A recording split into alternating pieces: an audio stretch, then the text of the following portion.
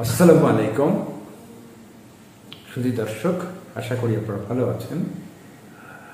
আপনাদের জন্য রইল নিরন্তর শুভেচ্ছা আর ভালোবাসা। ডাকসু এবং জাকসু নির্বাচন আসলে বাংলাদেশের 54 বছরের যে রাজনৈতিক ইতিহাস, যে রাজনৈতিক কালচার, যে প্রেডিকশন, সেটা একদম উল্টে দিয়েছে, মানে একদম চেঞ্জ করে দিয়েছে। আমরা জানি বা আপনারা যদি ভালোভাবে চিন্তা করেন তো দেখবেন যে বিএনপি এবং আওয়ামী লীগ অলমোস্ট প্রায় 90% একটা সমমনা দল। তাদের কাজকর্ম দেখবেন প্রায় একই রকমের, এই মাস্তানি, চাঁদাবাজি, জোর জবরদস্তি, দুর্নীতি, প্রচুর ভ্যালুয়েশন ওভার করা, আত্মীয় স্বজন ফেভার করা, দলবাজি করা, অলমোস্ট একই, খুব বেশি একটা পার্থক্য নেই। হ্যাঁ, আওয়ামী লীগের সাথে একটা কিছু পার্থক্য আছে, যেমন ধরেন আওয়ামী লীগ স্বাধীনতার চেতনাবাজির কথা বলে সমস্ত মানুষকে ধোঁকা দিয়েছে। তারা মূলত ধোঁকাই শুধু দেয়নি, তারা ভারতের বন্ধুত্বের কথা বলে তারা ভিতরে করেছে ভারতের দাসত্ব। তারা এমন সব অসম চুক্তি করেছে, এমন সব কন্ট্রাক্ট করেছে যে দেশের স্বাধীনতা একদম বিপন্ন হতে পারে। তারা এমন সব কমিউনিকেশন গড়ে তুলেছে যে ভারত ইচ্ছা করলেই যে কোনো মুহূর্তে বাংলাদেশের ভিতরে ঢুকে যেতে পারে। বা তারা এমনি ভারত বড় শক্তি, সেটা ঠিক আছে, বাট আপনি যদি নিজে দাওয়াত করে নিয়ে আসেন রাস্তাঘাট, কমিউনিকেশন, রেল দিয়ে, রকে, তাহলে তো আর অনেক সুবিধা, তাদের আসতে কোনো অসুবিধা নেই। কিন্তু বিএনপি এবং আর একটু কথা বলি যে বিএনপির ও আর সাথে আওয়ামী লীগ আর একটা পার্থক্য আছে, যে আওয়ামী লীগ সমস্ত প্রতিষ্ঠান, যেগুলো নির্বাচন কমিশন, হিউম্যান রাইটস, ব্যাংক, অর্থনীতি, এগুলো এবং আমাদের 3 বাহিনী সবগুলো ধ্বংস করে দিয়েছে। যেগুলো একটা ডিসিপ্লিন ছিল বা ডিসিপ্লিনের মধ্যে চলার কথা ছিল, কিছু নেই। আর অর্থনীতিও লুটপাট করে শেষ এবং টাকা পয়সা চালান করে তারা দেশের বাইরে পাঠিয়ে দিচ্ছে। হ্যাঁ, বিএনপিও কিন্তু যদি আপনি বিএনপি কম্পেয়ার করেন তো দেখবেন যে তারা ভারতের সাথে একটা উইন উইন সম্পর্ক বজায় রাখার চেষ্টা করেছে। তাদের পররাষ্ট্র নীতিটা এত দুর্বল ছিল না এত বছরে। তারা ঠিক হয়তো ভারত প্রেশার করেছে, কিন্তু তারা এতটা মাথা নজর করেনি খালেদা জিয়া। আর জিয়াউর রহমান তো একদম একটা আলাদা বৈশিষ্ট্যের ছিল। এবং এই ধরনের কোনো কন্ট্যাক্ট এবং আদানির মতো দুর্নীতির কাজকর্ম বিএনপি করেনি। এবং আমাদের 3 বাহিনীগুলোর উপরে তারা কিছু প্রভাব বিস্তার করলেও তাদের ডিসিপ্লিনটাকে কিন্তু একদম নষ্ট করে দেয়নি। এখন যদি ধরেন যে এবার তো গেল আওয়ামী আর বিএনপির কথা, আমরা জামাতের কথা বলি। যদিও দেশ স্বাধীনের পরে জামাতকে তাদেরকে একটা মানে স্বাধীনতা বিরোধী একটা ট্যাগ লাগিয়ে দেওয়া হয়েছে, এবং রাজাকার বলেও আরও অনেক বেশি অপদস্থ করা হয়েছে, তাদের লোকজনকেও বিচার আচার করা হয়েছে। কিন্তু তারা কিন্তু থেমে যায়নি, তারা নীরবে নিভৃতে আন্ডারগ্রাউন্ড ওয়ার্ক করে গেছে। আর 5ই আগস্টের তারা যে ওয়ার্ক করে গেছে, সেটা যেমন তারা 5ই আগস্টে এনসিপির সাথে মিলে, বিএনপির সাথে মিলে প্রমাণ করেছে যে তাদের কর্মীগুলো ছিল সবচেয়ে ডেডিকেটেড। সেটা কিন্তু 5ই আগস্টের উপর মধ্যে এটা প্রমাণ হয়ে গেছে।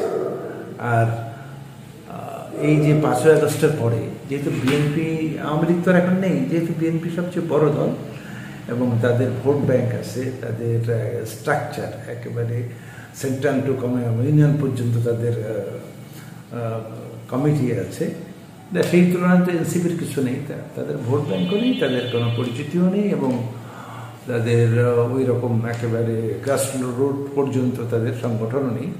যদিও তারাই আন্দোলনের লিডিং দিয়েছে, কিন্তু তারপরেও দেখেন এই 1 বছরের মধ্যে নির্বাচনের প্রমাণ হয়ে গেছে তারা জিরো। আর এখন আবার মানে আওয়ামী লীগ আর বিএনপির কথা বলি, কিন্তু বিএনপি যেহেতু বড় দল ছিল, সেই জন্য মানুষের প্রত্যাশা ছিল তাদের কাছে অনেক বেশি। মানুষ ভেবেছিল যে তারা এই যে তারাও তো 15 বছর অনেক অন্যায়, অত্যাচার, গুম, খুন, দমন পীড়নের সহ্য করেছে। কিন্তু সবচেয়ে ইন্টারেস্টিং ব্যাপার হলো যে এই 5ই আগস্টের পরে এটা ভুলে যেতে তাদের বেশি সময় লাগেনি। তারা নানা রকম শোনা যায় যেটা নানা রকম চাঁদাবাজি, দখলবাজি, সরকারি পজিশন, এই যে চ্যানেল ম্যানেল, এগুলো সব তাদের দখলে, এবং বিভিন্ন জায়গায় বড় বড় পোস্টে বিএনপির লোকজন বিচার আছে সব জায়গা থেকে। এতে হয়েছে কি মানুষ বিএনপির উপরে ঠিক একটা আস্থা রাখতে পারেনি, এবং সেটা কিন্তু এই যে বিএনপি যে আস্থা রাখতে পারেনি সেটা কিন্তু এই 1 বছরের মধ্যেই এই যে জাকসু এবং ডাকসু নির্বাচনে সেটা ছাত্ররা প্রমাণ করে দিয়েছে। এবং বুঝতে হবে যে ডাকসু বা জাকসু ও যারা পড়ে বাংলাদেশে তারা মেধাবী ছাত্র, তাদেরকে তো আপনি কিছু ফিট করতে পারবেন, ফিট করার কিছু নেই। তারা নিজেরাই সেলফ অ্যানালাইজার, তারা নিজেরাই বুঝতে পারে, তারা অ্যানালিসিস করতে পারে, বা তারা নিজেরাই সিদ্ধান্ত নিতে পারে। এখানে প্রভোগ করার কোনো সুযোগ নেই, মানে তারা যে প্রভোগ হবে এরকম কিন্তু ব্যবস্থা নেই। তাহলে আমরা এবার তাহলে জামাতের কী হলো? তারা এই যে নীরব বিপ্লব ঘটিয়ে দিল, এত বছর ধরে তারা যে ওয়ার্ক করেছে, সে উত্তরটা কোথায়? জামাত আসলে এই 15 বছর নিষিদ্ধই ছিল বলতে পারেন, এবং স্বাধীনতা বিরোধী, এবং তার সাথে আরও খারাপ শব্দ এটা ব্যবহার করতে চাই না, এই যে ট্যাগ তাদের উপর লাগিয়ে দিয়েছিল, কিন্তু সেই ট্যাগের কিন্তু হ্যাঁ সাময়িকভাবে হয়তো আওয়ামী লীগ সফল হয়েছিল, এবং বিএনপিও কখনো এই যে রয়ের চাপে বা এরকম ইউরোপীয় ইউনিয়নের চাপে তারা কিন্তু বিএনপি বা ইউএসের কথা আমি ঠিক জানি না, তারা কিন্তু কখনো কখনো জামাতের সাথে থাকতে চায়নি, তারা জামাতকে আলাদা করে দিয়েছে, এবং এটা ছিল তাদের সবচেয়ে বড়। বাট তারপরেও দেখা যায় যে জামাত এই যে 15 বছরের নীরবে নিভৃতে যে কাজগুলো তারা করেছে, সে কাজের মানে তাদের কর্মপরিকল্পনা, তাদের প্রচার পলিসি, তাদের সামাজিক ওয়েলফেয়ার কর্মকাণ্ড, তাদের শিক্ষা ব্যবস্থায় এই যে ছাত্রদের সঙ্গে যোগাযোগ রাখা, কোচিং করা, এবং এই যে স্বাস্থ্যে মানে মানুষ বিপদে পড়লে যা হয় তাদের চেয়ে আর কেউ এগিয়ে আসেনি। এবং মানে তারা যেভাবে পারুক একটা মানুষকে, এই যে ছাত্ররা গ্রাম থেকে এসেছে ঢাকা শহরে নানা রকম সমস্যায় জর্জরিত, কেউ যদি সাহায্যের হাত বাড়িয়ে দিয়ে থাকে, তাই শিবিরের ছেলেরা, এই জামাতের ছেলেরা, এবং এই ছাত্রদের এবং আবাসিক সমস্যায় তারা অনেক অবদান রেখেছে। তো এই যে কাজগুলো তারা নীরবে নিভৃতে করেছে। দেখেন এই যে ডাকসু এবং জাকসু নির্বাচনে তারা একটা চান্স পেয়েছে, মাত্র চান্স পেয়ে তারা এটা প্রমাণ করে দিয়েছে যে তারা এই 15 বছরে কী কাজ করেছে, এবং তাদের এই কাজের ফলাফলগুলো আজকে ডাকসু এবং জাকসু নির্বাচন নীরব বিপ্লব, সংখ্যাগরিষ্ঠ একবার ভূমিধর বিজয়। শুধু জাকসুতে ভিপি পোস্টটা তারা নিতে পারেনি, আর 22টা পোস্টে তারা নিয়ে গেছে, আর ঢাকাতে তো সমস্ত পোস্ট, ঢাকা ইউনিভার্সিটিতে সবই পোস্টগুলো নিয়ে গেছে। তো মানুষ আসলে কোন দিকে যাবে? দেখেন, আপনিও যত খারাপ হন, আপনার সন্তান, আপনি অফিসে যে দুর্নীতি করেন, আপনি অফিসে ঘুষ খান, পরিবারের জন্য যাই করেন, কিন্তু তারপরেও চান যে আপনার সন্তানরা ভালো হোক। যেহেতু আজকাল এগুলো উঠে গেছে, আপনি দেখবেন যে আগেকার সিনেমাতে যে অনেক সময় বাবা অপরাধ করলে ছেলে মেয়েগুলো বাবা মাকে নিষেধ করতো এবং বলতো যে তুমি অন্যায় করলে আমরা তোমার সঙ্গে থাকবো না, বা তাদের স্ত্রীও তাকে বলতো। কিন্তু আসলে আজকের যুগে এরকম পরিবার বিরল। বাপ কি করে টাকা ইনকাম করে নিয়ে এসছে, ছেলে মেয়ে বউ কেউ জানতে চায় না, তারা শুধু জানতে চায় যে তারা বউ বিলাস এবং তাদের টাকার কথা। তো যে কথা বলছিলাম যে জামাত শুধু এই রাজনীতির সাথে সাথে জ্ঞান বিজ্ঞান, জামাতের কথাই শুধু না, জ্ঞান বিজ্ঞানের সাথে সাথে যে দল ধর্মের সাথে থাকে, সমস্ত ধর্মেই কিন্তু নীতি কথা বলে, অপরাধ দা করার কথা বলে। তা আপনি লেখাপড়া, জ্ঞান বিজ্ঞান, রিসার্চের সাথে সাথে ধর্মটাও যদি সাথে রাখেন, তাহলে দেখবেন যে আপনি অন্যায়টা অনেক অংশেই কম করবেন, এবং সে যেটা জামাতের ক্ষেত্রে হয়েছে। এবং জামাত এই স্ট্যান্ডার্ডটা মানুষের মনে এবং বাইরে, ঘরে, সব জায়গায় সেট করে দিয়েছে। We are maintaining a standard, সেই স্ট্যান্ডার্ডটা তারা মেনটেনিং না, এটা তারা তাদের কাজকর্ম দিয়ে মানুষের কাছে পৌঁছে গেছে যে তারা ভালো মানুষ। বা এই যে কর্মীর কথা যদি বলেন, তাহলে এই শিবিরের চেয়ে মেধাবী, সৎ, অনেস্ট, ডেডিকেটেড কর্মী আর কোনো দলের মধ্যে নেই। বিএনপি এবং আওয়ামী লীগের মধ্যে অনেক ডেডিকেটেড কর্মী আছে, কিন্তু তারা সৎ নয়। এ ব্যাপারে একেবারে 100% গ্যারান্টি। তাদের উপর ভরসা করার কিছু নেই। তারা মানে এই যে মানুষকে ভয় দেখানো, ভীতি দেখানো, ক্ষমতা দখল করা, দলবাজি করা, ঘাট দখল করা, বাস স্ট্যান্ড দখল করা, এটা দুই দলেই ছিল। টেন্ডারবাজি করা, কিন্তু জামাতের ছেলেরা কিন্তু আসলে, বা শিবিরের ছেলেরা কিন্তু এগুলি কখনোই করে না। আর যদি আন্তর্জাতিকের কথা বলেন, দেখেন যে এই যে বা ইউরোপীয় ইউনিয়ন বা আমেরিকা, দেখবেন যে তারাও কিন্তু একসময় এরাও তো আছে, তারা বাংলাদেশের জামাত বিরোধী, তারা ইভেন বিএনপি বিরোধী, তারা শুধু চায় আওয়ামী লীগ ক্ষমতায় থাকুক আর আমাদের দেশটাকে তারা লুটেপুটে নিয়ে যায়। এবং আওয়ামী লীগের সবচেয়ে খারাপ দিক হলো সেটা হলো যে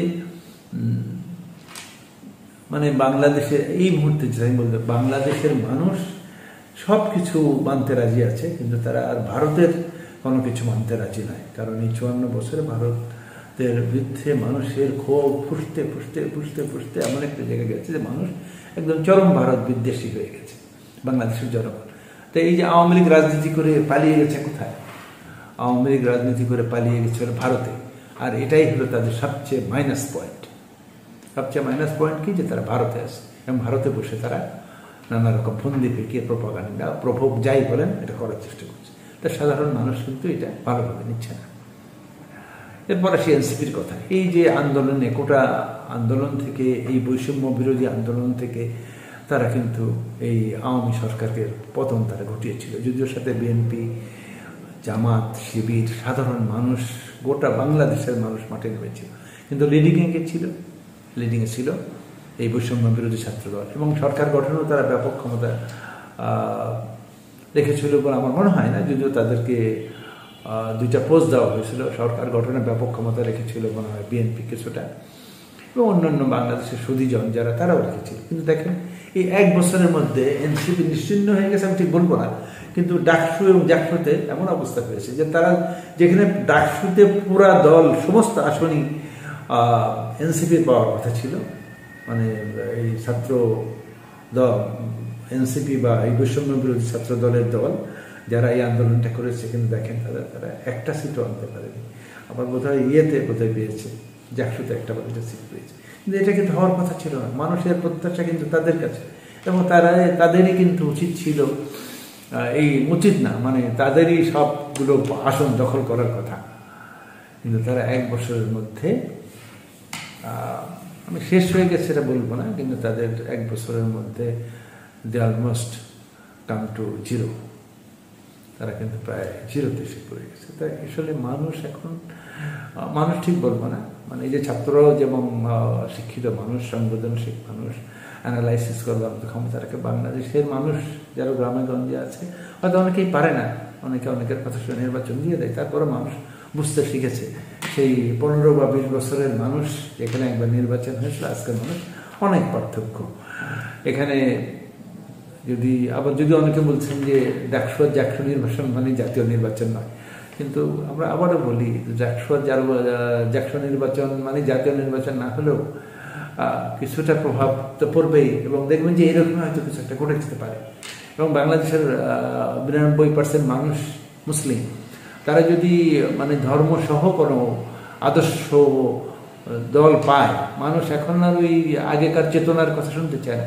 মানুষ এখন ভালো থাকতে চায়, মানুষ এখন ভালো খেতে চায়, এবং সাথে সাথে মানুষ বুঝতে চায় যে আমরা এমন একটা দল চাই যারা মানুষের অধিকার হরণ করবে না, যারা কোনো দুর্নীতি করবে না, যারা নিম্নমানের কাজ করবে না, যারা মানুষের উপর মাস্তানি করবে না, মানুষের অধিকার কেড়ে নিবে না, কথা বলার ছিনিয়ে নিবে না, এবং ওভারঅল যেটা কথা ইন্ডিয়ার কাছে দেড় বিক্রি করে দেবে। তো সেরকম দল যদি কেউ থেকে থাকে তো জামাত, মানে যারা তাদের অনেক স্বাধীনতার সম্পর্কে অনেক নেগেটিভ কথা থাকলেও এই 54 বছরে সেটা অনেকটাই ফিকে হয়ে গেছে, এবং এইরকম মানুষের আস্থার জায়গা। আমরা দেখেছি যে অনেক সময় বিএনপির সময়ও 1-2টা পোস্টে জামাতের ক্যান্ডিডেট মন্ত্রী ছিল, কোনো রকম দুর্নীতির মধ্যে তারা ছিল না। এটা মানুষ জানে, এই ইতিহাস মানুষের জানতে। আমরা আজকেও মনে করি যে জামাতের এই যে আস্থার জায়গা, এটা তারা নিজেরা তৈরি করেছে। তো দেখা যাক আগামী নির্বাচনে মানুষ কোন দিকে যায়, বা বাংলাদেশের মানুষ কাকে গ্রহণ করে আর কাকে বর্জন করে। শুধু দর্শক, আজকের আলোচনা আমরা এখানে শেষ করতে চাই। আপনারা আমাদের সাথে থেকে আমাদেরকে এনকারেজ করবেন। সবার উপরে দেশ। আল্লাহ হাফেজ।